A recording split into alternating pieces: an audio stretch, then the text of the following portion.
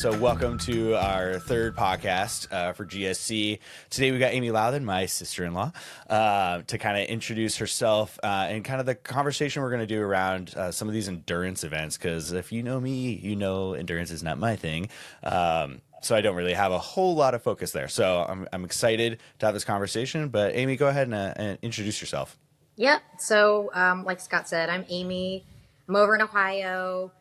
Endurance is my thing. Lifting is a little more out of my comfort zone. So I know we're always trying to do what's outside of our comfort zone, but cardio is something I've done my whole life. I was a swimmer. I swam in college. I went to school for biomedical engineering and swam while I was there. And then when swimming ended, I kind of found myself lost with what am I going to do? Like, where's my goal? How do I get that same, adrenaline burst? So that's when I did my first marathon, trained for my first marathon in college. Yep. So that was probably in 2000 or 99.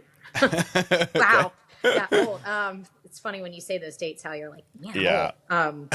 Woof. So I guess since then I ran for a while. I'd probably done 6 or so marathons. Now to date, I've done 8. But then people kept asking me, you're a swimmer and you're a runner. Why are you not doing triathlons? And I was like, biking. I don't even know how to ride a bike anymore. It's awkward when you get on. Yeah. So I ended up getting a bike and started kind of biking for fun. And then I've always kind of had that, bucket list item of an Ironman. Yeah. So I did some halves with Chris, with your brother, my husband. And then ultimately trained for did a full, I think it was 2011. Okay. So it's been a long time, but it's very fresh in my mind. I think it always will be because of, it takes your life over a little bit. Yeah. And then since then I've done 2 marathons, but I've slowed that down a little bit. Now I run just as much, I would say, but with less of the competition aspect. Okay, for sure. Yeah, because I mean, you sent me the Instagram. You also ran an extensive amount, even just today, right? Like, what was your mileage for today? Yeah, I did. Well, I don't know. That depends. So the treadmill says one thing, and I don't know if you've ever done anything on the assault treadmill. So it doesn't have an engine, right? Like your body propels it. Yeah. So cool. It's my first time doing it. Loved it. So I would guess that's more accurate, but since it doesn't have like a motor, I'm not real sure. But that one said 15 and a half miles. My watch said 17. Big discrepancy. Yeah. Doesn't matter. Somewhere in there. Yeah. Definitely still more work than I do in a year for cardio, probably. I'm not going to lie. Yeah. It's funny because the time, and I had a friend who's training for 100-miler, dude. She had 22. So I just joined her as soon as I could. So she was on the tread next to me. And I swear we talked for maybe a max of 5 minutes. Just knowing you have somebody like beside you, like commiserating with you, the time just kind of flies by, and all of a sudden you're like, oh shoot, time to go. I know that is a crazy thing to think, because I think of just being on a treadmill, and even after like 8 minutes, I'm counting the seconds. I'm just like, oh, I can't imagine like the distance that you guys go. And then do you get to a point also, because I have one other friend from high school that she does some triathlons as well. She is a personal trainer, and like she like talked to her dad through a whole marathon, and I'm like, I can't fathom being able to do that. Yeah. So I think that's funny you say it, because that's what you should be able to do, right? If you're doing it right, you should be able to hold a conversation. Okay. I don't know. It's funny because when I first started training, I joined a group in Atlanta. It was called Get Fit Atlanta, and it was great. It was a great group, and I met some people I still talk to today, and that has been 15 years. Okay. But the owner would always tell us, like, you've got to start really slow, and you've got to pace yourself, and you have to do this, and you have to do that. And I was always getting hurt, and times were slow. The marathons hurt really bad. Yeah. And so I don't know what it was, but then I moved to Greenville, so I lost my group, and I got this book, and it was called Advanced Marathoning.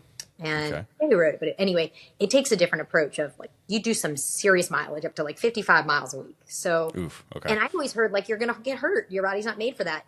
That was the first marathon where I broke through a wall. It didn't hurt. I felt good. I ran faster. I dropped like an hour and a half off my time. It was just a whole different game. Yeah. And I couldn't talk when I did that. Okay. So, right. It depends. Yeah. So when you, I guess, were originally going through the training for it, did you have a coach for it, or was it all just like like this was the plan you made and then you just followed your own plan kind of thing? Yeah, I tend to get really interested. I think, the biology background that I have and things like that, engineering, I'm always just inquisitive. So I read a lot of books and I would kind of absorb all the information I could get. And then ultimately I bought a book, and I think it was called like Start to Finish Ironman. And I wouldn't say I followed it to a T, but it gave me some guidance on what does this really look like and how many hours is it going to take. So I kind of did that. And there's a lot of listening to your body. You're right. There's tired. I'm tired. I don't feel like doing it. But then there's something hurts, and you have to really learn that difference so you don't get injured, but you also don't just talk yourself out of something because you don't want to do it. For sure. Yeah. So that kind of brings up an interesting question. So I was talking to an injury PT like a couple weeks ago, and he was saying that because like I brought up the question of what happens when someone is just starting out, and he brought up like, it's funny, but like people who've never worked out in their life don't even recognize what the feeling of like a muscle pump is versus like a strain. Like they don't know that difference. And I honestly wonder if I would feel the same way with like running. Cause like I've done basic running, but not extensive. So like, I don't know at a point if I would recognize, oh, this actually is going to be an injury, or, oh, this is just like the feeling that I'm going to get from running for a while. Should it feel to the point where there's like no strain if you're in a good place at all? Or is it just something that you are going to learn to kind of, now I don't want to say live with per se, but like it's just part of the experience of running an extended amount? Yeah, I think that you're going to feel some stuff, right? If you're going long enough, there's always the cardio, like the I'm tired, I've got a side stitch. Yeah. That's the discomfort that's not going to hurt you, right? That you have to get through. But then there's like little twinges that you'll feel. Maybe your feet hurt, like the bottom. I know people that say the bottom of their feet will burn, and I could see that being scary. Almost everybody that starts gets shin splints. Yeah. Be careful about that. So you kind of, that's why they say, so this is really helpful when you're starting out, is don't increase your mileage more than 10% per week. Okay. Right. So if you run like 10 miles this week, don't run more than 11 miles next week. So it's a slow progression. Lots of stretching, lots of icing. I don't know if you're in the camp of ice baths, but I think it's big, right? I don't know. I guess I'm not like in particularly like against them. I just don't have access to it. Right. And so it's like, I don't know if it's something I would, if I had a gym that had that set up, I'd be curious to test it out. I've heard they're pretty great for like inflammation control. Yeah. Obviously it makes sense, right? Ice. But also I'm like, oh God, that sounds like, I have one member who she at 5 o'clock in the morning does it. And it's like 35 degrees already. I hate it. Personally, I hate it. Chris loves it. For him, it's like an adrenaline rush. He'll do it at night when he's bored because it gives him like instant happiness. And I think that's crazy, but it works for him. We have this really cheap, like $50 blow up one we just put in our garage, and then you just fill it with tap water, and it's going to stay nice and chilly out there. So but he loves it. I only do it when I know I did something really hard, and when I'm done, my body just feels achy, like creaky, maybe is the right word, right? And you're like, I don't know if it's going to be an injury. We'll see tomorrow. But if you do that ice bath, it takes away the inflammation that's not an injury. So it helps you kind of know what's going on with that too. Yeah. Do you ever find, because I was also, the same member was saying that they primarily don't do it at night because the energy jolt that they'll get will keep them up all night. Yeah. So do you experience that as well? Or do you have a place where you're like, okay, I can get that energy bump, but then I'm still able to sleep? No, I'm the same. So I don't even like working out at night because I get pumped up for my workouts and then I stay up. There are people who can work out in the evening and it helps them sleep. And maybe it's similar to that, right? Like if you get that adrenaline boost from working out, similar to the ice bath, like Chris likes to work out at night. He likes his ice baths at night, so I think it has to do with like an individual preference. I'm a morning person too, right? I would do it in the morning, but like Chris would rather die than wake up in the morning and get into an ice bath. Yeah, I know. It is brutal. It's so funny. Like even like this morning, I was doing like I was telling you before we started talking, the B-roll. Right, I was up till 1 a.m. and then I got back up at 5:30 so that I could do the B-roll stuff for one of our coaches. Mornings are just not my friend, but I can stay up all night. Yeah. So I'm in the camp of like I love training at night. It's it's funny how, and I think the more I get into this, I realize how individualistic everything is. Like we can look at broad studies, but man, between individual people, almost everything changes to some basic degree, right? But Yeah. it's pretty wild. So yeah, do you ever do like the sauna or any of the other like fun, I don't want to say new trends, but the newer like recovery methods? Yeah. Yeah. Yeah. It's funny. I've never done an infrared sauna. I've heard awesome things about them. Yeah. But that's more of what I like. I like warm, right? I mean, I'm just a cold-blooded person, so I love that, to sit in the sauna. It's funny because after a hard workout, I will go sit in a hot bath, which feels really good to me. I hope I'm not doing damage. But for me, it seems to work, because then I don't feel like my legs tighten up so much as they kind of release. It gives them like that comfort. I also use these really cool little bath bombs that have like all the recovery stuff in them. Okay, yeah. Right? Like they smell like amazing Epsom too. Salt. Yeah, they've got like Epsom salts in them, and they've got like all the peppermint stuff that's supposed to help with inflammation. So I'll do that and be like, warm in my recovery bath bomb. It counts. I feel like I'm so basic because if it smells good, I'm like, yes. And I'm also a bath person. When I sold the house, the saddest part of that was I don't have the hot tub anymore. And I really miss my hot tub. That was prime. I loved that thing. Yeah.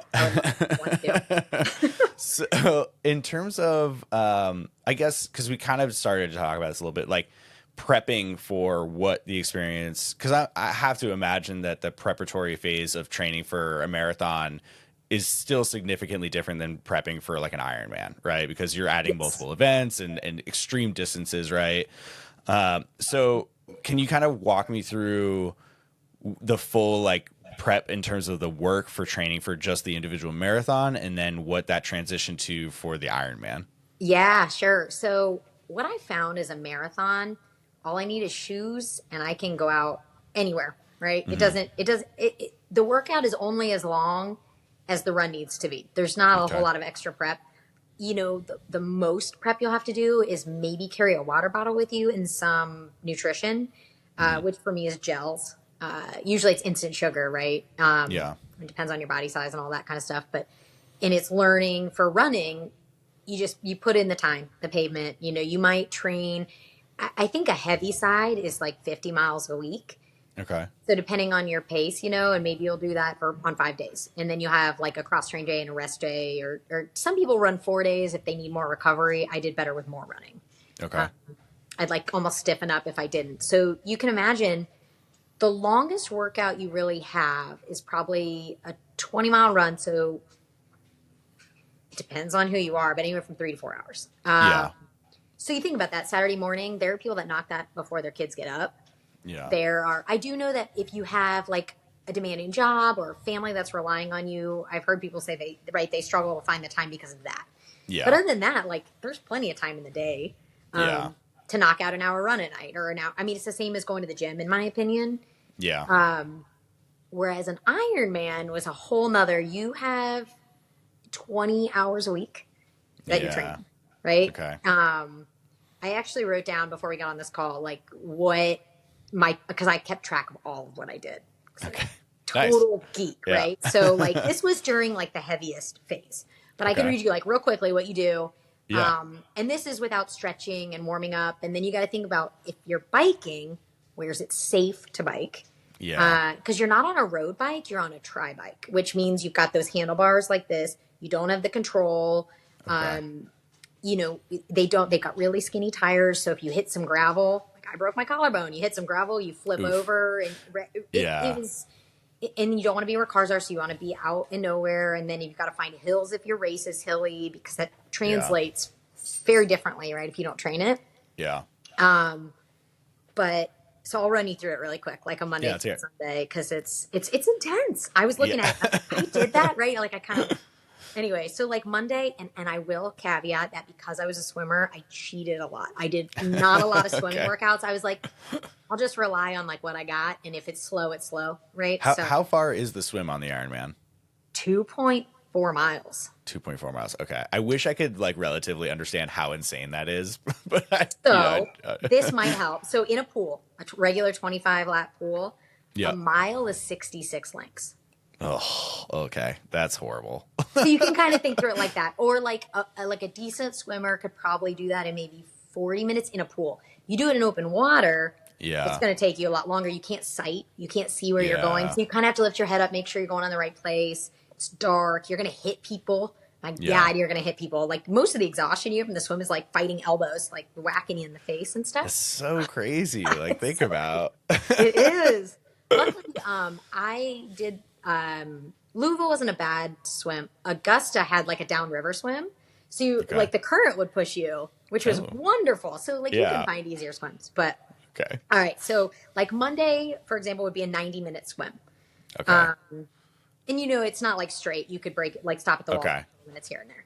Gotcha. And then Tuesday might be a 75-minute bike and a 40-minute run. And it's really good to do those together because it's called a bike run combo. Because when you get off the bike and then you transition to a run, your legs don't behave. It's such a different movement. The feeling is awful. It's awful. But it goes away. It just takes like a few miles and you got to get used to it. Right? Yeah. It's horrible. Like literally your legs are like, It's like getting off of a boat, Yeah, I'm being super sold on triathlons right now. Like it is awesome. It is really fun. Once you get used to these things, it's all like the learning curve is really big. Too, yeah. right. Oh, And yeah, nutrition, that's a whole other thing. Yeah. Okay, so Wednesday would be like maybe a 90-minute swim and a 90-minute bike. Sometimes you do the swim in the morning, the bike at night. Like, 2.5 hour workouts. You got to find time. Yeah. Yeah. Thursday might be a 90-minute run and a 30-minute lift. So lifting is like injury prevention, kind of, right? Can you kind of talk me through like what kind of lifting you would do? Yeah, I like to lift my arms. It's not heavily recognized that runners benefit from this. I find that being able to pump my arms really helps me, especially if you got hills. So I noticed I got faster when I lifted arms. But really, like deadlifts, squats, and doing a lot of like, your hip, your abductors and things like that. Like kind of those like bigger like compound movements. Yeah, because you really want to strengthen your core and it like your posterior chain down your back, right? Like your butt, your hamstrings, all those things where your muscles, if they get weak from running. Funny. Okay. That makes sense, especially your glutes. Like your glutes disappear when you start running. It's horrible, but you need it to not be injured. Like the lack of glutes is why everybody gets hurt. Yeah. Right? As you age. So that maybe 30 minutes. And it's not about I'm going to do like back and buys today, split workouts, things like that. It's really like, let's just do one exercise for my back, one exercise for you're just kind of getting through it, not to maybe get big and strong, but just to maintain some muscle mass. Okay. Yeah, that makes sense. Just make sure your body knows I need to hold on to this. I need to keep this. Yeah. Yep. For sure. So maybe 2 lifts a week. So that would be one of them. And then Friday would be 60 to 90-minute swim with some sprints in there. So like pickups. Okay. And then a 60-minute easy bike and then a 45-minute run. So like that day was like all 3 workouts. Yeah. And then the weekends are always like monster. Like one day is gone, usually for a bike. Okay. So you might do, like Saturday was a 30-minute swim, a 6-hour bike, and a 40-minute run. Like 6 hours on the bike. It was really hard. So, I was on call. I had a job that required me to be on call at the time. So I would take my tri bike and put it on a trainer. Okay. And just like park it in my living room so that if I got called, I wasn't 3 hours away from my house. Right. So the stuff you do, or I'd watch a football game. I'm like 4 hours taken there, like football game. Yeah. So, you find your things. And then Sunday might be your monster run day. So you do a 30-minute bike and then like a 3-hour run and then a 30-minute lift or something. Okay. So you can see why it'd be like 20 hours a week. It's like half a job.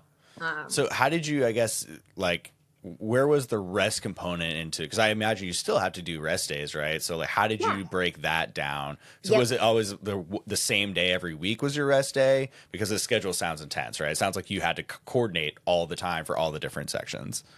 Yeah, it's funny. So, like, if you look at a plan, like if you were to get a plan out of a book, they would have, so it's periodization, right? So you might do like 3 weeks really hard and then 1 week easy and then 3 weeks hard and 1 week easy. So you maintain that. So like this week, there were no rest days because that was in the peak of the brutal part. But then when you get to like maybe the recovery week, you'd have a day or 2 off. What I found is that you get it done when you get it done. So you know that your work schedule is not going to allow you to get in a 4-hour run on Wednesday. Great. Now that's my rest day and my 4-hour run day is another day. I would shift things around as I could. Yeah. And I would say like, this is the craziest thing. This is my like example of how psycho it got at times is I remember having to be at work at like 8 a.m. and I was on call that weekend. So I couldn't be out and away. So I got up at 3 to do a long run, like 3 a.m. Like I would never do that now. Yeah. You know? Yeah. I know. But I feel like also like going along that vein, like that flexibility was probably one of your biggest keys, right? Like I know people who are so rigid in like the time that they are like, this time is for this. And if that gets disrupted, their whole training schedule gets screwed. Right. So I think I have to imagine being able to be like, okay, like this isn't going to work. I know that this plan says this, but like that's just physically not going to work. But just instead of being like, okay, well, I guess I'm not training, you know, for 2 days or whatever, just being able to like, okay, this sucks, but I'll get up at 3 a.m. Yeah. Yeah. And I was actually talking about this today with the girl that I ran with earlier. Her name's Kelsey. Is that it's really easy. You give yourself an inch and you're like, okay, I don't feel like doing this today. I'm going to do it tomorrow.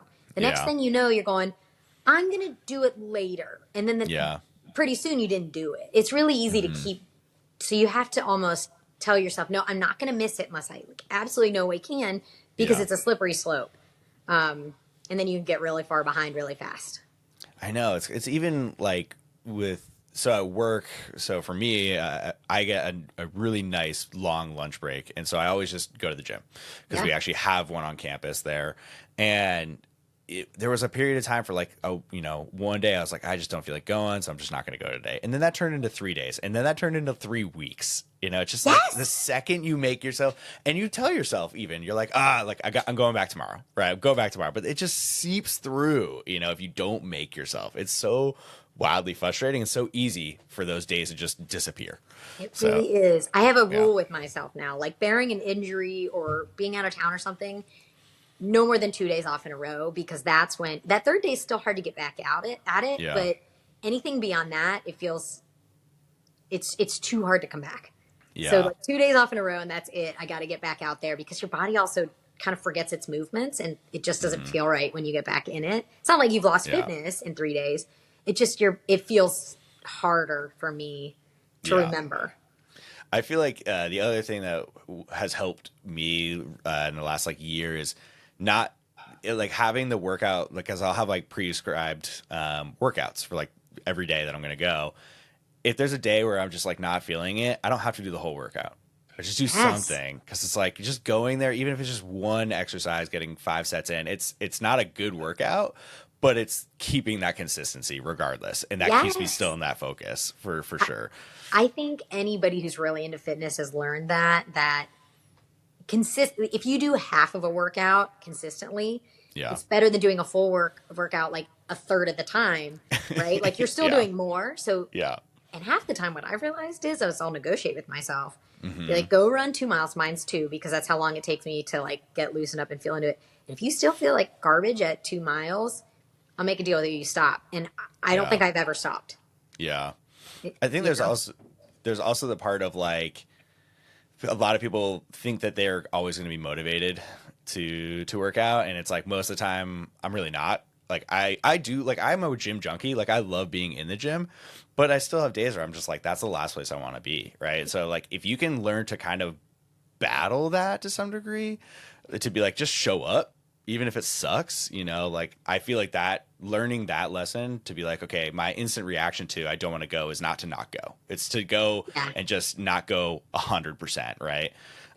Does that also, so I'm assuming, because based on what you just said, that also translates to even the cardio side of work, right? Like even just run a couple miles, right? Just get something in the bank that you just did. How does that translate though to holding on to your cardiovascular, like, I don't know the word I'm looking for here, so you might have to help me out, but like its strength, like its ability to maintain that same, will it diminish or will it stay for, let's say, if I have an easy week, am I going to lose a lot, or is it going to be okay for that time period? Yeah, you won't. And in fact, a lot of things that I've experienced and also read, and you know, all of the research that I do because I like it. Yeah. You're let's say you're worried because you have an injury and you don't want to lose what you've got.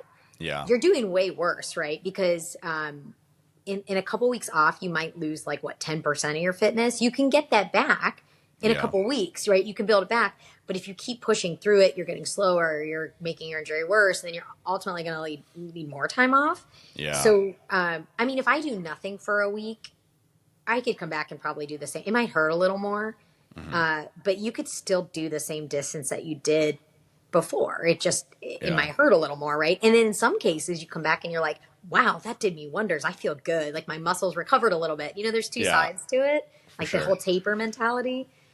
Like resting right before your big race so that your muscles can like rebuild and your glycogen replenishes and you're ready to go. Yeah. So there's some of that too. Found that fascinating because it's like even with the CrossFit athletes kind of do the same thing before the games is they take like that week off or they super hard deload, right? So that they're fresh. But I'm like, I am like also genuinely curious, and I should actually do like peer reviewed research on this, but is how relaxing, like if you don't stay in the same like musculature, if that can increase injury. It sounds like everyone says it doesn't, right? So just by taking that deload, you're like, okay, I'm good. But it is interesting to go from like, okay, really, really hard to like an entire week of to really, really hard all of a sudden. So I'm always so curious about how our bodies respond to that. But it does seem to obviously be positive. I'm assuming across the board that seems like the way to go. It definitely is. And, you know, swimming, it was a huge deal. You only swam your fastest at one meet a year. And that was because you were tapered. You would have maybe swim meets every week, but you knew you weren't going to get a best time until the very end of the year. And it usually was about 2 weeks. The first week was a gradual taper that you maybe didn't even notice. But it was like your coach knew what they were doing or you had pre-planned it out to know there was like this little decline in it. And then the next week, it gets gradually easier until like the couple before it, you're not doing nothing, right? Yeah. But for instance, for a marathon, you might do a 2-mile run. Okay. Just to loosen up, right? And do it easy and slow. But what it does is it allows, like I said, your muscles will hold on to glycogen, right? They're not depleting it. Yeah. So, and it's funny because you'll retain water and things. So you almost feel like you got fat right before. And you're like, oh my gosh, right? Like this can't be good. I'm going to carry all this extra weight and all this and that. But it's water, which you need, hydration, right? Because you're going to sweat like crazy. And it's glycogen in your muscles, so they weigh more because they're holding water too, which means that they've got more energy in them that, like, you can only store so many calories in your short-term storage, right? And then once that's gone, I think it's like 800 calories or something like that. And you're going to burn through thousands in a long race. So you burn through that, and then your body's going to switch to muscle or fat. Instead of those glycogen stores in your liver. And it's almost like a carbo load. It's very similar, like when you're deloading or tapering, right? All of that, those stores are holding on. You're not using them. They're holding on to all of that stuff so that you have it on race day like, in backup. Okay. And so we kind of talked about the injury stuff a little bit earlier where you said you used to keep getting injured.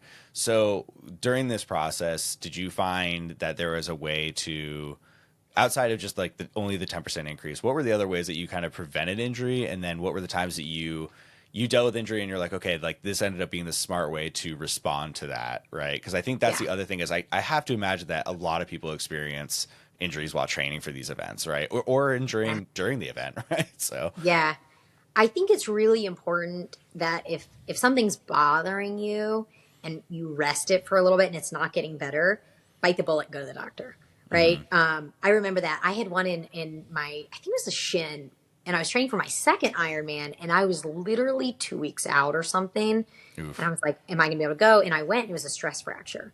But you can't train through that, right? You're going to break it. So that was like if I hadn't done that and I just kept going, it could have gotten way worse. So there's kind of that, knowing in your mind, like when to call it quits, as far as like an injury goes. But the second thought is doing all those preventative, almost, I don't want to call them physical therapy, but all those mobilities. So the things that help me the most now are, I'm really diligent about stretching and 5 minutes. I'll do it on the floor, like while I'm watching TV. And there's a couple moves that I found work really well for me. And I'm like, no matter what, do those couple moves. If you don't have time for anything else, usually right after like a hard bike or a hard run, the last thing I want to do, right, is more. But I'm like, all right, just do it. Like, what's the point of putting in 3 hours of hard work if you can't put in 5 to, like, the 5 is nothing. Like, that 5 is nothing, right? It's kind of like doing nutrition, right? Like, come on, don't eat junk food. You put in all that hard work. Like, why not do like the extra little bit, right? Yeah. Or get the extra protein or whatever it wants to be. So stretching is really big. Icing if you feel something that starts to hurt. Don't overuse Advil. It's really important endurance, actually, because it's hard on your kidneys and things. And it can actually really upset your GI system, and you can end up like passing blood and stuff. So you got to be really careful with, like, don't take 3 Advil on an empty stomach right before you go out for a 3-hour run. Your stomach's going to not like you. Yeah. So that's big. And then honestly, the strength stuff. And when I say strength, I don't mean going out there and cranking like a huge heavy deadlift or squat. It's doing the little movements. I like bands. Like on my hips, I do like bands because hips are a really big problem with runners. They're like, hips are just, that's where a lot of it, you might feel it in your knee, but maybe it starts at your hip. That is important. And then I would say hands down, the most important thing is the right shoes. And it's hard because you have to know what kind of a runner you are. Fleet Feet's great at that. They'll go and look, do you overpronate, underpronate? Do you need stability shoes or neutral shoes? They had it wrong for me for a long time when I was getting injured, like the opposite of what I needed. And then once I figured it out and I switched my shoes, golden, and I've been wearing those same shoes for 10 plus years. Yeah. Okay. So like going to Fleet Feet, they'll do it for free, right? Whatever. Like going that little extra step. Yeah. Do you feel like, so I know that you're kind of like a junkie for this type of information, right? But if it's like the lay person, right, that hasn't invested in that, do you feel like there is enough reason, especially in the beginning of the process, to go to like a coach? Or do you think this is something that generally someone could just pick up, or watch a YouTube video, right, and get the basics and then start that training process? Because I think that's where, like, in my head, I'm like, I could, for lifting, I can go watch YouTube videos on correct form. God forbid it's the wrong person, but so hopefully I have the right information. Yeah. But I think you can at least start your basics there. You don't have to have a coach, but I don't know with endurance stuff if that, you would say, okay, yeah, having a coach is a really smart plan, or you're like, okay, if you're concerned about maybe just being the most efficient, get a coach. Like, what are your thoughts on that? So I don't want to say this because I am a running coach, but I've never once used a coach ever. Yeah. And I almost feel like it's helpful to get a coach if you're constantly unable to get the results you want, and you want to go to that next level. Now going to Fleet Feet, right? Like they'll do your fit for free, and they'll look at your gait and all that. So that's like an easy way to go about, like a one-time, make sure you get the right shoes. Yeah. I know other people who, if they are constantly, they've done that, they've got the right shoes, and they have like a hot spot in their foot or something, they can't figure it out. Have gone to like a physical therapist and had them our specialty in running. And maybe you don't have a coach that's writing you a plan and doing your day-to-day, but just go there and have them look at your gait, like your running gait and your form. And they might be able to give you like 1 or 2 little tweaks. But I would say that's like maybe not the first move you take. Yeah. Okay. That would be like, for me, a troubleshooting, right? Like that's what I would do if I'm not able to get there on my own. Then I would probably take it. People just don't have time, really. That's what it is. Yeah. And inexpensive, right? There's that too. For sure. But you're like, wow, I'm already trying to squeeze in this workout. Now I'm trying to squeeze in a visit with a coach and a physical therapist appointment and going to do this. All of a sudden you're like, forget it. This isn't worth it. At least that's how I always was, right? I'm like, this isn't fun anymore. It's like too much. I just want to go out and like enjoy it. Yeah. I would say this is big for the starter. Nobody likes running when they start. Nobody. Nobody. Even like the professional ultra runners will say like, no, I didn't like it at first. And you have to keep going. And I'm not talking for like a week or two. Once you get to the point where 3 miles is pretty easy, that's when you might start enjoying it a little bit. And then like 5's all of a sudden not so hard. And then all of a sudden like 8's not so hard, and it just kind of progresses. But you also have to be okay with saying, wow, am I running or walking, right? There are people that go like an 11 or 12 minute pace, which is you're running, but it's just slow. So what? You're running, right? And you just have to be okay with that and not think that I have to be a 7-minute miler. Yeah. It might come later. Like start where you are, go with a friend, talk, like have it be a social outlet, and then you'll learn to enjoy that side of it, and maybe you'll get faster in the meantime. Yeah. Okay. And then, man, what was I just going to say? I'm losing it. All the Well, time. I remember now. So we touched on it just barely because you mentioned nutrition, right? Because I guess I have two questions here. So the first part is going to be on nutrition. The second part is going to be understanding overtraining, right? So for the nutrition side of things, because to some degree, I kind of think they go a little bit hand in hand. Yeah. Is what was the nutrition preparatory stuff for you during this? Because obviously there's the nutrition for race day itself, and then there's the while you're training, right? So did you have like a hard and fast plan where you like tracked, or was it again just kind of naturally, you're like one of those people who could like naturally feel what you kind of needed? Yeah, I'd say I think it depends on the person, right? Some people have stomachs of steel. They can eat whatever they want and then they go out for a run and not have any problems. I have a super sensitive gut. So if I don't eat like the right foods, I'm going to be really uncomfortable in my run and I'll probably have to stop a few times, right? Chris Yeah. loves to tease me about that. Like, how many woods have you stopped in, right? Like that's the embarrassing side of running. Okay. That every runner who's ever done distance has experienced it, I promise you. Yeah. But there's two sides to it. Making sure you're not under consuming, right? Because you want to be light. Like it's easier to run if you're light. But if you don't have enough energy, you're going to get injured and you're going to feel tired and you're going to be grumpy. I went through this. Yeah. Chris wanted me to make sure I brought this up. We broke up when I was training for my Ironman because probably I wasn't eating enough. Yeah. And I was grumpy. And I was also like really controlling about when I was doing stuff, like you said. And that was a lesson learned for me, right? Yeah. It affects everyone around you. It's hard on your family, especially. Yeah. But so you have to be willing to, when you go to a restaurant, know what doesn't work for you. Like I knew cheese wasn't going to be really good for me. It's like today. Yeah. Now, if I don't have a long run tomorrow, I don't care. I'll eat what I want. Yeah. But if you have like a long workout the next day, you might think about what you know agrees with your stomach, and that's trial and error. Okay. Right? Like, so I wouldn't necessarily write it down, but I would mental note it and be like, ooh, that wasn't great. What did I eat last night or all day yesterday? Right. And then maybe don't do that next time and figure out where that lands.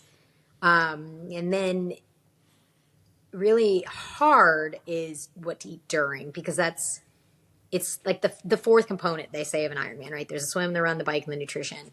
Okay. And you have to eat enough, but food starts to be really gross after a while. I didn't like food. Like a lot of people use gels, like Vuse. Those upset my stomach. So I learned, I did the chewables. They were like gummies. Okay. But some people don't like that because it's hard to chew while you're running, right? Yeah. Yeah. I can imagine that being a little tough. Yeah. I found this one brand that you like can barely chew them and then they slide right down. So it's really easy. But you try different things. You're like, okay, I'm gonna try this. That brand wasn't great. And it didn't taste good. Even though it tasted good at home, it didn't taste good when my stomach was upset on a run. Yeah. And then obviously there's hydration. You want to drink, like Chris sweats like a maniac because he's a lot bigger than I am, and he would have to take salt tabs. So that was a trial and error thing. Okay. I do not need salt tabs. In fact, I think they're disgusting and they make me like, right? I think it depends on muscle mass. The girl I was running with this morning is very into lifting. That's always been her thing. So she has to take salt tabs and she has to eat a lot. She gets really hungry when she runs. Yeah. I didn't eat once during the entire run today. And she's like, how'd you do that? I'm like, I don't know. I don't know.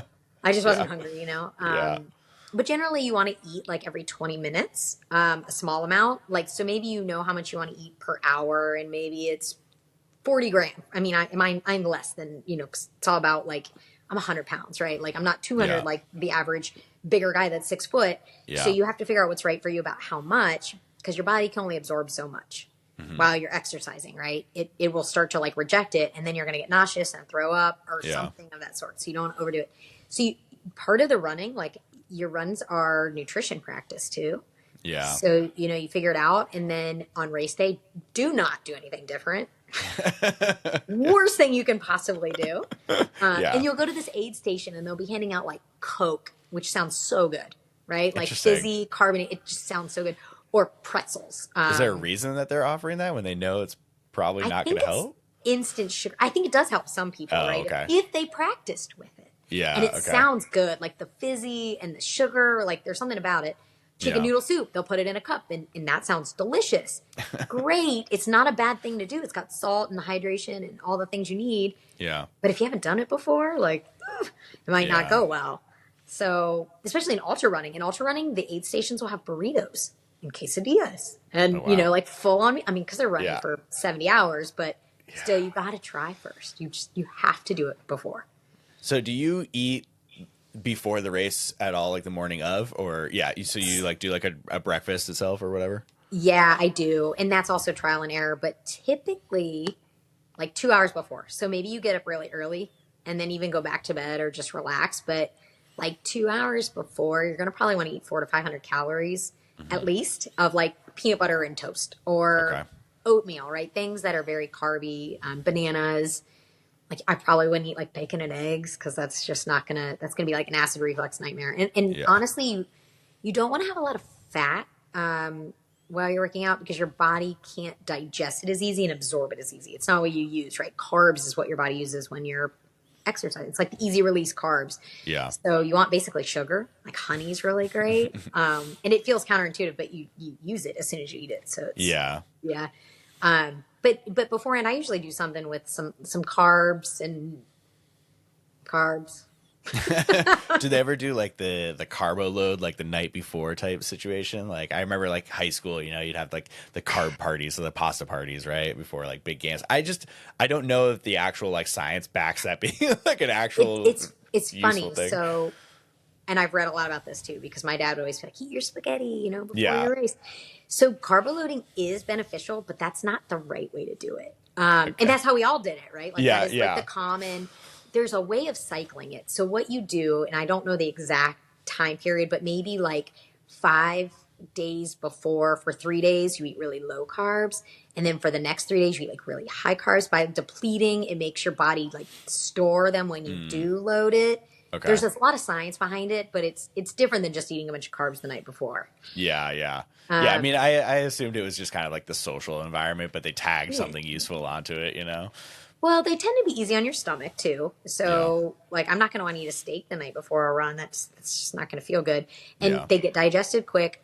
And there is the glycogen, right? Like you digest it down into sugar, and then your body will store it. So it's an easy thing to do before. But I'd still eat protein too. Like if I was going to eat spaghetti, I'd make sure I had a chicken breast too. Hmm. 'Cause you want to be full, right? A For bunch of sure. carbs. You're going to wake up hungry at midnight. Yeah. So the other question with overtraining, right? And I'm still on the basis of like wanting to do a lot more research into this, but from the guy Mike Izzuto that I was kind of telling you about earlier, he, from an exercise science point of view, he said that to get a clinical like definition of overtraining is very physically on its own, just for the physical stuff, hard to do. Like to get to the point where you are just outworking yourself so hard. But the other part of that is sleeping, eating, right? All the other parts that those are more easy to contribute to that overtraining block than just working too hard. Did you find that, especially with the Ironman, because I mean, just listening to that schedule, I have to imagine that does get probably kind of close to that clinical definition of overtraining, even with rest and sleep. So how do you ride that wave of understanding, okay, this is the appropriate training and I'm not going to like overdo it this week, but I imagine you have to like test yourself to do those amounts, right? Before the Yeah. race itself. Yeah, you do. And that's kind of the good thing about doing the periodization is that you'll have that down week and that's when you're supposed to kind of recover and you're going to feel like you're losing things, but you're not. It's kind of when your body takes that rest. It's funny, I can usually tell when I'm burnt out and need a day off, like my body just doesn't like it's not like I'm just tired. It's a different level of I can't. Mm-hmm. And so I've kind of learned it for myself, but for the general person, right, that doesn't know their body really well or hasn't done it before and hasn't felt Yeah. it, it's hard because you don't want to say I'm being a wimp. Like, is it my mind? Is it my body? So I Yeah. think there's cues. Resting heart rate's a really good one, right? Yeah. If your resting heart rate's all of a sudden up, and I know anybody who has Super. an Apple Yeah. Watch, yeah, it's gonna do that stuff Yeah. for you. But like if you feel like, let's say you're sitting on the couch and you just feel like not right, and you take your heart rate and you're like, oh wow, it's up 5-10 beats more than it normally is. Like Yeah. you probably need something, right? You Yeah. need some rest, take the day off. And at that point, a day off can usually fix it if you don't get too in deep, right? Mm-hmm. Maybe one day off and one day easy versus the continuous hard work, and I'll usually feel okay. Yeah. But again, like you get too deep in that hole and you might need more, and then you're going to start getting injured too. Yeah. For sure. The other part of it, so I actually had a really interesting conversation last week with a master's student who talked a lot about the research behind training during a woman's menstrual cycle and how there's not evidence showing, or at least it's trivial, the differences of how much you can actually lift during the different periods. Do you feel like as you were going through this experience that changed also for running, or did you also feel like it didn't matter? So what I found is you might feel a certain way. Like, man, I really just don't, like, I'm tired, I'm grumpy, I'm moody. Yeah. But you can overcome it. At least that's what I found. It might be a little harder mentally, but you can do Yeah. it. And honestly, there were times like during my cycle, and it was pretty consistent, where I'm like, I got some energy today, right? And I Yeah. found that in times like it maybe gave you a boost versus like other times. So I don't think there's, I ignore it. Like, I don't Yeah. alter my training around it. I don't. Okay. But it could be like a reason for you to be like, I feel like crap. Should I take a day off? And then you're like, what day is it? And is that why I feel like crap? No, I Yeah. don't need a day off. I just need to get my butt out the door. So, Yeah. sometimes just recognizing that it can help. Okay. Yeah, for sure. And so going into that too, right? What were some of the other, I would say, mental struggles with this, right? Because do you have a lot of like self-talk when you're in the race and you're like just exhausted and you're like, just keep going? Or like, what does that kind of look like for you? Because I have to imagine you experience some degree of that with these races. It's so funny. Yes, especially during marathons, because they're less, like, you can train for one of those, right? In a few months and just be like, I don't want to do this, or like something hurts. And Yeah. it was very easy to want to give up. The Ironman was harder because I knew how much I put into it. Yeah. It was a bucket list item. Now, maybe if I've done like more of them, it'd be easier. But on that one, I do remember wanting to sell my bike after the bike because my butt hurt so bad. I was like, I'm never riding a bike again. I was like cursing my bike. Yeah. And then during the run, there was a lot of, what the hell? Like, why did I do this? But it was kind of funny at the same time. Like, it was easy to laugh about it and be like, Yeah. this is stupid. Why am I doing this? And then kind of laugh, which will then give you like a little bit of a bump too. Yeah. I'll say that one thing that really helps is having support there. I had family there. And so, they would all, you didn't know where you're going to find them either. So you like, don't want to look like I don't know. You're like, I don't want them to think I'm going to die. Your parents are worried about you. So, you're like, put on a good face. Help. So there are definitely ups and downs for sure. And one thing about running, biking too, I tell this. So I coached my son's run club. So it's a lot of their first times getting into running. And I would tell them this all the time. It's going to hurt no matter what. I don't care who you are. Like, at some point, running is going to hurt. But if you keep going, I promise you it will stop. And it's going to be like this the whole time. It's going to hurt, and then it's going to feel better. And it's going to hurt, and it's going to feel better. And it's going to, so you just have to remember that in your mind. Yeah. Like, if I keep going, it's not like this forever. It's going to go away. And experience will tell you that too. So it gets easier in that regard, like to know that's going to happen. But it's bound to. So you just have to get through that hard patch. Yeah. And then it'll go around.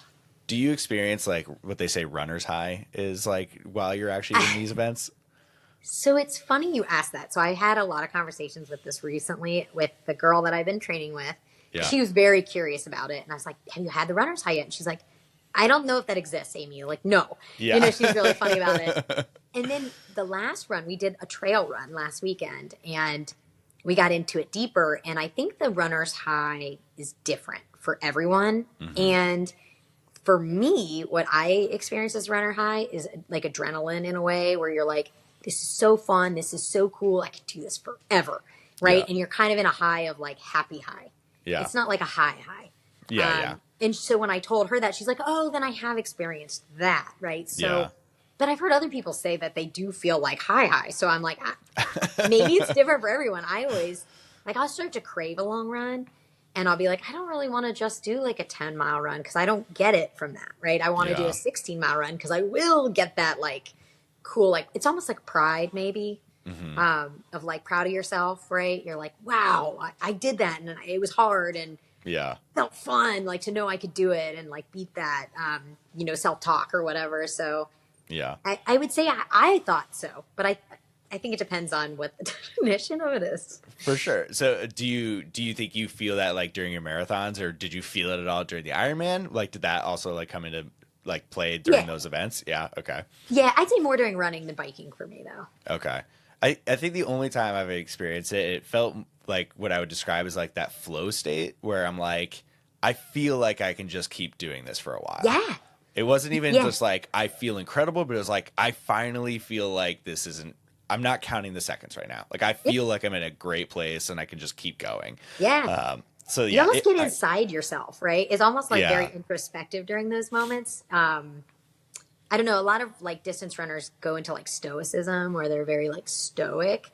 And I think that's like part of it too. Yeah. You almost get into like a meditative type state when you're like, oh yeah, I can do this. Yeah. It's just so different because I think of like with lifting, it's a much more like aggressive, like, oh my God, I just hit that PR and I just feel so amped, right? It's such a different feeling for me. And I think I personally crave that. And so I think that's why like, my interest is more towards that than also just I suck at cardio. So like that's why also. But that's because you haven't done it, right? Like, that's my big thing. Know. So this will make you feel, this is a good one too. So my brother, I don't know if you've met Sean, but he's been a bodybuilder like his whole life. He's huge. He can bench 400 pounds, right? Like he is a big dude. That's his thing. He did a marathon with me because he wanted to see the other side of it. Yeah. And he ended up liking it. Now he's gone backwards, right? Back to run because he lost so much muscle mass. Yeah. Right. It's really hard. Now there's the new hybrid training, which I think is so cool. Like, have you read much about the hybrid training? Like, is it like named something or just like hybrid training?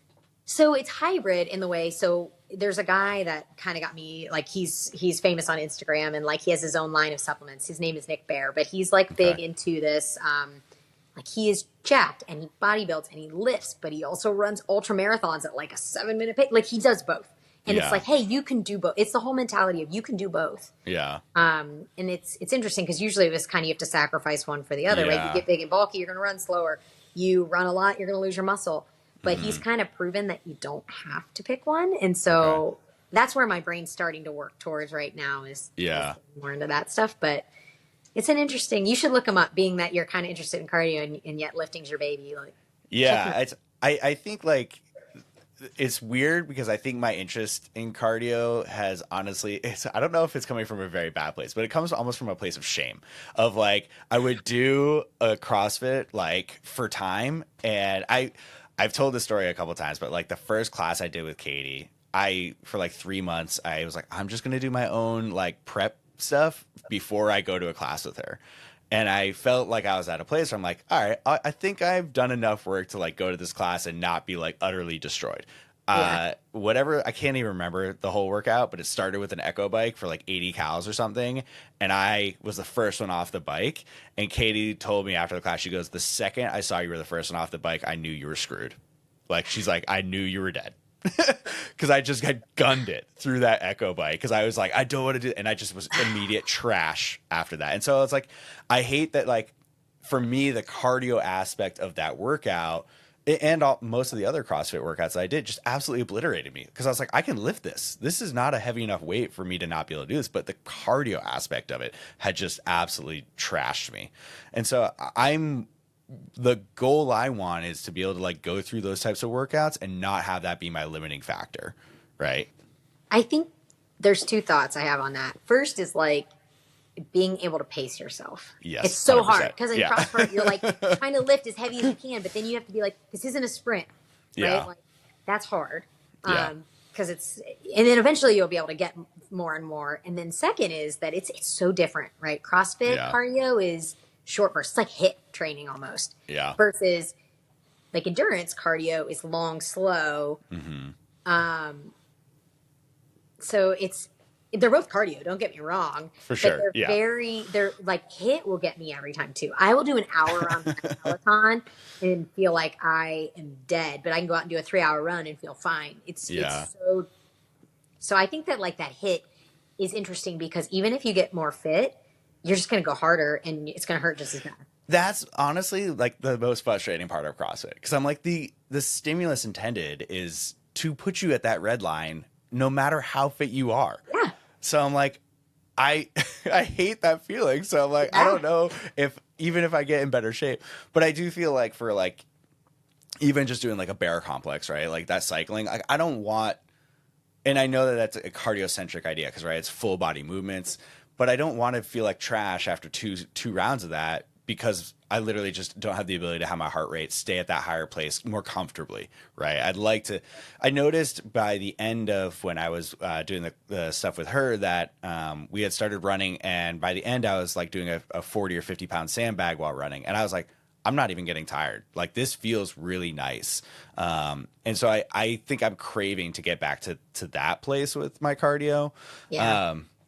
I don't know if running a marathon's ever in my wheelhouse. Maybe I'll get like your brother eventually and be like, I'm just curious, but Bucket list item. Yeah. it just sounds, and I have a lot of friends that have done them, but I'm just like, I don't love running 3 miles. So I just am like, to contemplate 26. My brain just doesn't compute with it. Yeah. Well, and that's the thing about like starting really slow and just learning that it's going to suck for a while, but you have to push through it. Yeah. Right? Like, I hate running. I'm going to go do it anyway. I hate running. I'm going to go do it anyway. And then one day you're like, I don't hate it. I'm going to go do it anyway. You know, it's like one day you'll just be like, I don't hate it so much. Yeah. The other component of it too is, and I had this conversation with someone at the gym last night, is they're another trainer, and they really want to promote the idea of maximizing efficiency and time, right? They're like, I want you to be in the gym as little as possible to get what the most you want. And I literally was like kind of joking, but to some degree kind of serious, that I really love being in the gym for a long time. I have no problem being there for 2.5 hours and really enjoying soaking up that time. So I feel like with running, it's an interesting situation because to some degree, like if you're training, you're going to have to put those hours in, right? Like, you're going to have to give up that time. So that would be an interesting situation for me to see what people think of in terms of like, oh, I don't have 2 hours every day to train for this, right? Because I can't imagine there's like a faster, shorter way to like, I can't imagine you could do anything with that, right? With lifting, I can be like, okay, cut your rest times, focus more on specific lifts and not having 20 different exercises, just do 10. And so like, there's more ways for me to change that dynamic in lifting. But for running, it's like, you got to do it. In the words of Arnold Schwarzenegger, sleep faster. Sleep faster. Yeah. Okay. Sleep faster. I mean, it is. It's hard, but it's also a priority thing. Yeah. I'm sure there are things you can cut out of your life. I know people are busy, and I don't even pretend that's not true. Yeah. But if you look, like, how much TV are you watching a night? Yeah. Could you take some of that out, like an hour of it, right? And maybe you don't give that time up. Well, then maybe you don't want to run a marathon too. And that's totally cool, right? You have to know what you want to do. Yeah. And then there's some people like, I'll do it once. I can give up those things for 16 weeks, 4 months to get into shape, but I don't want to do it anymore after that. And I respect that too.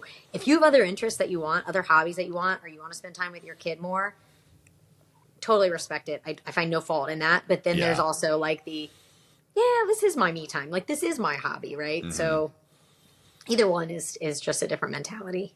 Yeah.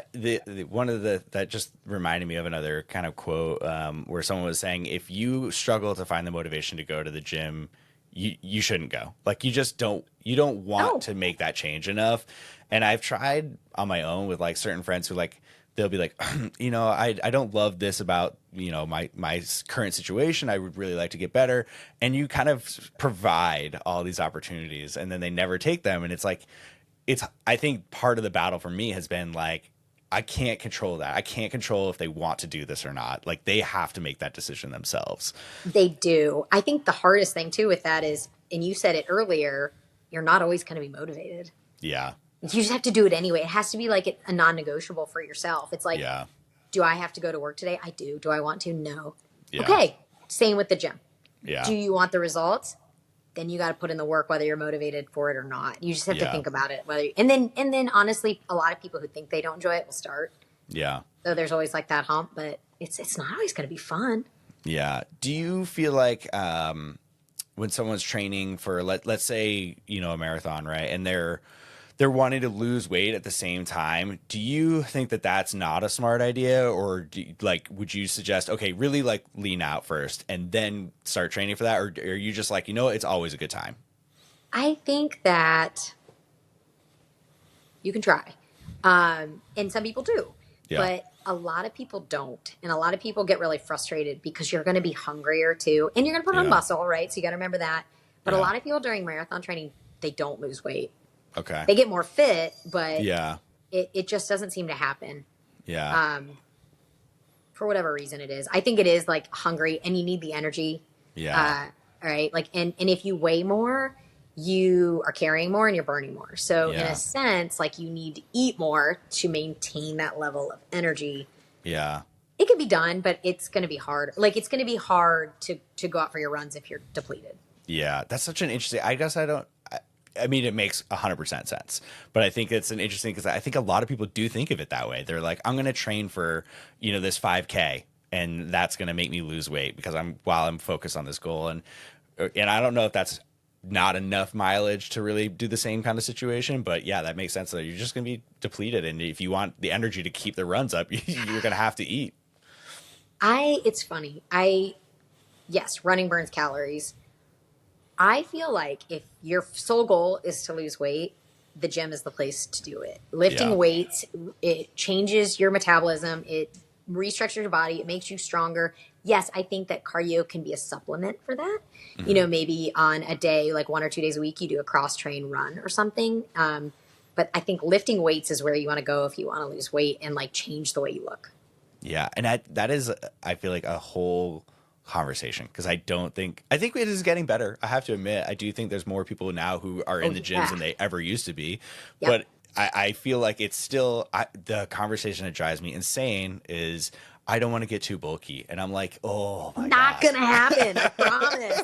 Like, I've been lifting my whole life and I still like can't get as big as I want to get, Yeah, I literally tell people, I'm like, it's almost insulting that you say that because I give so many hours to this and it's such effort, right? And it's hilarious to me. And I'm not even like a IFBB pro, right? Like I'm nowhere near those guys, Well, and for women, because they're the ones who usually saying, I don't want to get bulky. Yeah, yeah. Do they know how much they would have to eat to get bulky? I mean, it would be like my brother was telling me to eat like 3,000 calories a day. And then if you do that, I'm like, I can't sustain this. That is a lot. Yeah. So it's such an interesting conversation. And I'm hoping that's the next kind of domino to fall because I do feel like going to the gym has become much more popularized. Yeah. Yes. So I'm hoping that that's the next one to go because it is. And it's always people who don't go to the gym at all. It's always they're the ones who say it. It's an excuse. Yeah. Well, and I think you're right. More and more women are going to the gym because they realize that is what's going to keep them from getting decrepit and old. It's not their cardio, right? It's, hey, muscle is going to make my bones stay stronger. It's going to make me mobile when I have grandkids. It's going to make me able to bend down and pick things up. And it's not about getting bulky as much as just not getting hurt and not like you're going to start losing muscle as you age. That's natural. Yeah. And so you have to lift weights if you don't want that to happen. Yeah. And I think that's starting to come around. I do see that trend too. Yeah. Which I'm glad for. For sure. And I have to wonder too, how much of it is like feeling strong is such a good feeling, I mean, there's always the aesthetic stuff, right? Like I do think that like, and I don't know how much of this is real or not, but like I think the popularization of let's say like even more so recently with the Olympics or like the CrossFit Games, you're seeing athletes who are very strong, but they're also like attractive, right? And it's obviously subjective, but I do think like you're seeing huge followings for these athletes, and so they're kind of showing, okay, like you can be strong and still societally, right, or whatever way you want to think about it, attractive, and I think that's another part of it, and like. As much as there's so much annoyance in Instagram and influencers, like I'm sure that's a part of it too, right? And I don't know how real all of it is, but it's like they all add up. Think our opinion of what's attractive is changing for the better too. Like nobody's looking for a stick skinny girl anymore. They're looking for big butts. We all know that. But like that used to not be cool. Yeah. And now it is. And honestly, like you're not going to get a big butt if you're really skinny and you're not lifting weights. Yeah. Period. So I think that's helping too. I think it's twofold. And I think there's like a good community aspect to it. That's the thing that I try to, when I talk to like my coworkers, right, is being like, you guys don't, if you're not doing a whole lot on the weekend, like going to a gym will build a community for you. Like, even if you think you're the silent type who's going to go in, you're going to see the same person 17 times. And then eventually that conversation starts. Like it just inevitably will. It's so funny. And even if you don't talk to them, you might nod or give them like a thing. And then you might not know their name, but you still like expect to see them there and you kind of feel a bond, even if you don't talk, right? Yeah. You're like, that's the person I see every day. Like we have this thing. And I agree with you. And I've met so many cool people. For sure. The gym. Okay, so before we dive too far on that tangent, let's talk about VO2 max, because I'll be totally honest with you. I don't think I have an actual true understanding of what it actually gives us information or data on. So I would Yep. love to know more about what that is and how measuring that, like what that data gives us and tells us about ourselves. Yeah. Yeah, for sure. So VO2 max is really interesting, and I think it can be very valuable in your training. So essentially what it is, it's how much oxygen can your body take in no matter what, like no matter how hard you're working. So Yeah. you'll get, basically you can do it on a bike or whatever. You'll wear a mask that measures your it's actually your CO2. It measures like your exhaling, right? So it covers your nose Okay. and your mouth. You're going to measure your heart rate. And then what you're going to do is usually they'll put you on an incline because you'll hit your higher heart rates faster. Yeah. And then you're just going to slowly keep increasing. They're going to measure your VO2, the consumption, and it'll be like a graph. It'll be like this. And then pretty soon it's going to plateau off while your heart rate's still going up. And you're going to go to failure. All of a sudden you're like, I can't go anymore. Like, I got to stop. And so Yeah. it's usually during that plateau that happens. And that's the maximum oxygen your body can consume in a certain amount of time. Okay. And I think the unit of measure is like, Oh, to be the no, we're good. sorry, yeah, my like memory popped up, and I was like, oops. It's like, I think it's like milliliter per minute per kilogram. So it is dependent on your weight. So like one way to automatically, if you stay in the same amount of fitness and you lose body fat, you've just improved your VO2 max. So Okay. that's like the easiest way to improve Yeah. it. Yeah. You'll also get your max heart rate generally through that, because your max heart rate is going to be where you quit. When you're like, Okay. I'm done, I'm tapped out, right? And then you can do heart rate training zones with that, which is really nice because you'll know what Okay. 80% is because you did like an actual max, not Yeah. a general for your age. Yeah. And it's a really good measure of increasing your fitness. So if you're trying to figure it out, right? Like, hey, I've been training for this long. Am I actually more fit? Yeah. And honestly, like the two ways to increase your VO2 max. Now, there's genetic components. So everybody has like a max, right? Like Yeah. Lance Armstrong's max is higher than my max. No matter what I do, I will not get there. Yeah. So there's that. Yeah. But there's the two ways to really increase it are HIIT training Okay. and long, slow, steady distance for like Okay. hours, right? So those are the two things that you can do to try to increase that. And then obviously losing fat. Does training one way or the other either like train it faster, or I guess it doesn't really matter which one. It just kind of over time adapts. Probably wherever your weakest is going to help, right? Like the most change you're going to make is what you don't do. So let's say I've been doing long, slow distance forever. HIIT's probably going to make the bigger impact for me. Now, if I do neither, if I'm coming from a place of neither, then they're both going to do great. Like you'll have a Yeah. lot of room for improvement there. Okay. So it typically is, your weaker. I try to do both, right? I try to do Yeah. like sprints once a week. It's good for your injury prevention too, but I hate it. But doing that once a week will help your VO2 max. It'll help your injury prevention and all that stuff. So Yeah. And so in the sense of taking in more oxygen, right? Like how does that, let's say for a lifter, how does that help them improve things for themselves? Like, does it like help in that sense, or is it really more in terms of the cardiovascular situation where that it makes it better for you there? I mean, I think it depends. Like maybe if you're doing just straight lifting. Now, CrossFit, I think it Yeah. would help a lot because your heart rate's going up. So it's really going to be about, right, how much oxygen you bring in when your heart rate goes up. So if you're increasing your heart rate while you're lifting, now I think it always goes up a little bit. It's different exercises, right? More. Yeah. But it will help in the regard of you're going to bring in more oxygen, and more oxygen means it goes to your muscles. So it Yeah. make you stronger. I think you'll notice it less than you would in Yeah. like cardiovascular training, but I'm sure there's a measure of it improving some sort of, lifting too. Yeah. Okay. Cool. And then, so we kind of lightly talked about, but I would like to hear more about the gym that you've been working in with your brother, because it sounds really interesting, and it sounds like it's going to become kind of a bigger thing. Can you kind of break down what that gym is like and kind of Yeah. where you see it going? I think it's the future of medicine, to be honest with you. So it's a very holistic approach to aging and staying like a certain level of healthy.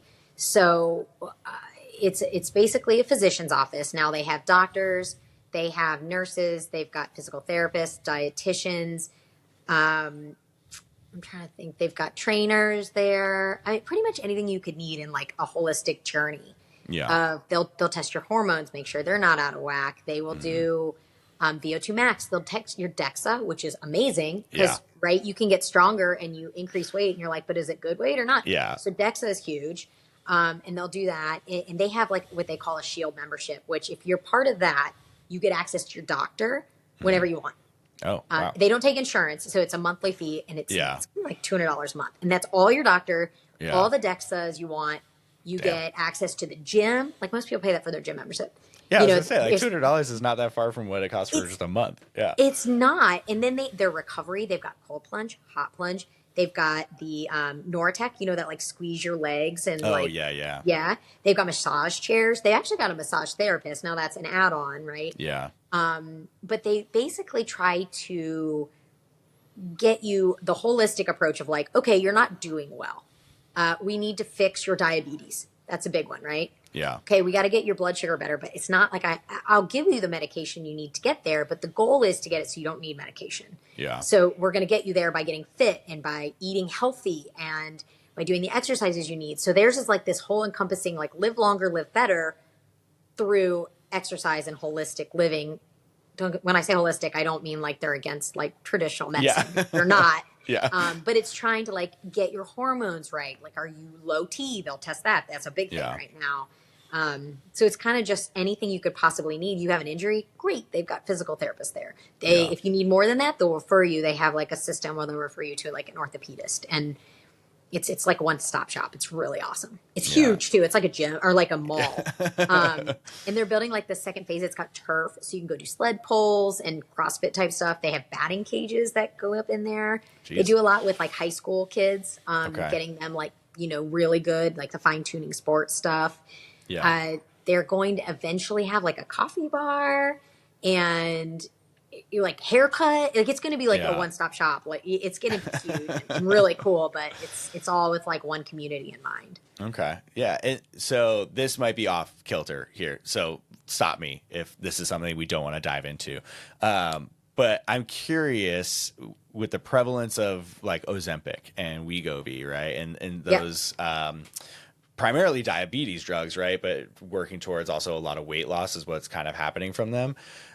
Do you know kind of where the feeling is on those within, like, because I know that they basically say, the biggest way to help out with a lot of these health markers is just straight up losing weight, right? And if there's that access towards that, I'm curious what the next, 5 to 10 years looks like with these.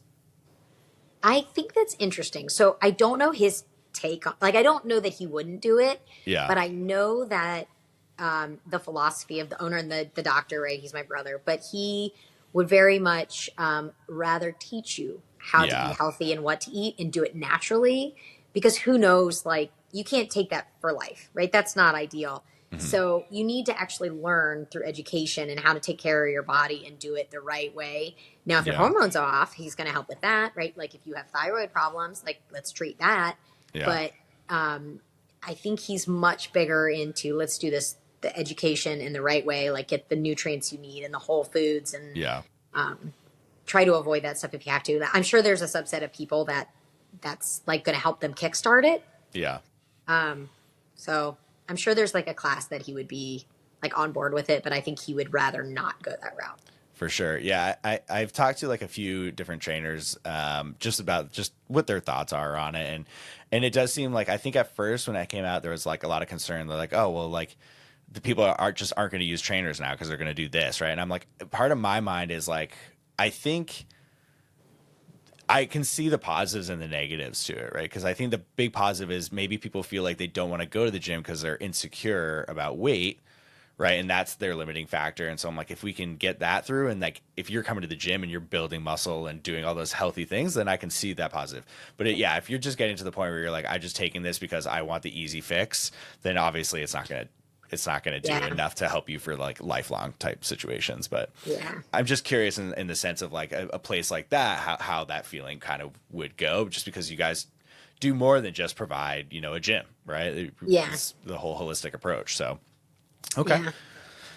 Cool. Well, is there anything else that kind of you wanted to touch on or hit before we let you go? I don't think so. No. If you want, we can put your socials in here in case anybody has any questions or wants to ask anything. So what's the kind of the best way for someone to reach out if they're interested in doing so?